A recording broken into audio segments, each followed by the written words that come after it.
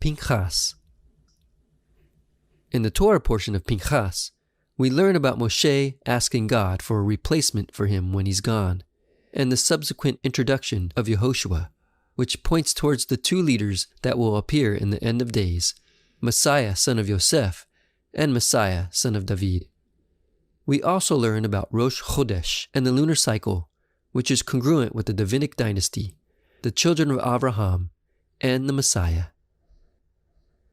In Numbers 27 verse 17, Moshe asks God to give Israel a leader who will go out and come in before them, and who will lead them out and bring them in.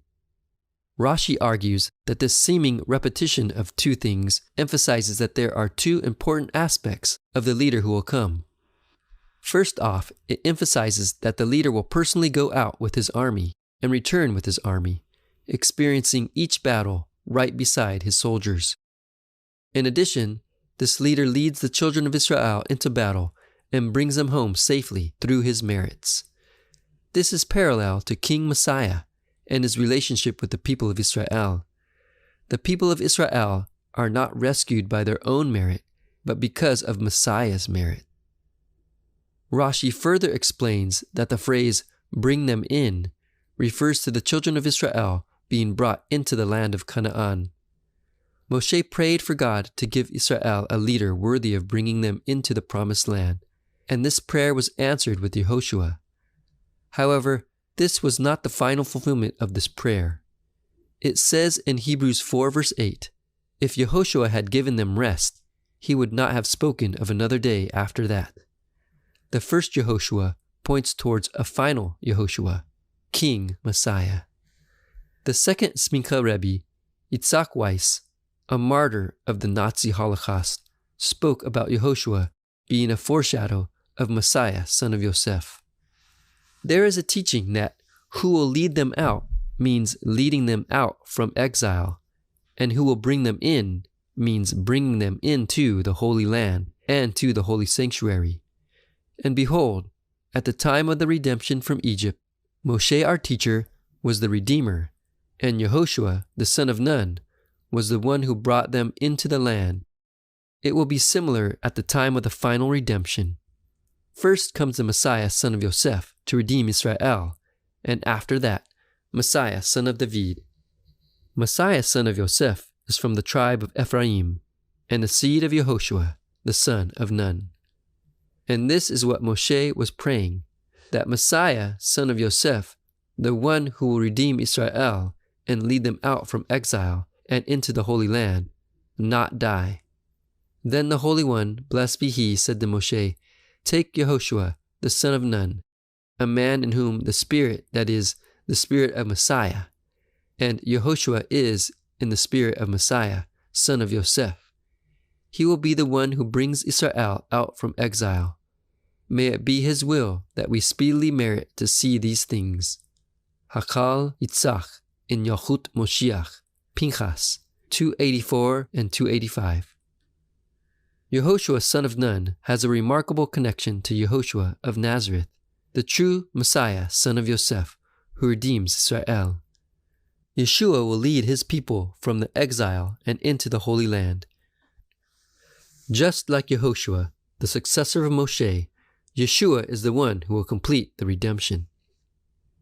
It says in Numbers 28 verse 11, then at the beginning of each of your months you shall present a burnt offering to the Lord, 2 bulls and 1 ram, 7 male lambs, 1 year old, without defect. The Bible uses the lunar cycle for its calendar, unlike the Gregorian calendar, which is based off the solar cycle. In the biblical calendar, the phases of the moon determine the changing of the month. On the new moon, when the moon is just a sliver in the sky, the first day of the biblical month is declared. This first day is called Rosh Chodesh, and it means head of the new month. Each time the moon is renewed and becomes a new moon, there is a spiritual reminder to renew oneself. Just as the moon is reborn each month, we should be renewed in our faith. It says in the Kiddush, Levanah, to the fair white moon, he commanded that she renew herself as a crown of splendor for those born from the womb. for those who are preparing to renew themselves like her, and to adorn their Maker for the sake of his glorious kingdom. Blessed are you, Lord, who renews the month. While the new moon is not considered a Shabbat, it is important enough that we include special prayers for it, along with the regular ones. 1 Samuel 20 relates that King Shaul hosted 2-day banquets for each new moon. 2 Kings 4 verse 23 states that the prophets used new moon festivals as days of teaching. Psalms 81 verse 3 tells us that shofars were sounded to announce the new moon, and Numbers 10 relates the silver trumpets that were used for this. After the destruction of the temple, the people of Israel continued to celebrate the new moon. There was a special meal. Women took a day off from housework, and children brought gifts to their teachers. The lunar cycle points towards Messiah and the Davidic dynasty. It says in the Midrash Rabbah that when Israel is worthy, she is like a waxing moon, but when she is unworthy, she is like a waning moon. In the same section that it talks about this, the entire history of the Davidic line is plotted out according to the lunar cycle. The moon begins to shine on the first day of the month and goes on shining until the 15th day, when she is full. After the 15th day, her light wanes, until on the 30th day, it is not seen at all. With Israel too, there were 15 generations from Avraham to Solomon. Avraham began to shine. Yitzhak shone also. Yaakov added to the light. And after them came Yehuda, Perez, Hezron, Ram, Aminadab, Nashon, Salmon, Boaz, Obed, Jesse, and David. When Solomon appeared, the orb of the moon was full, as it says in 1 Chronicles 29 verse 23, and Solomon sat upon the throne of the Lord as king. Therefore the moon shone at its fullest.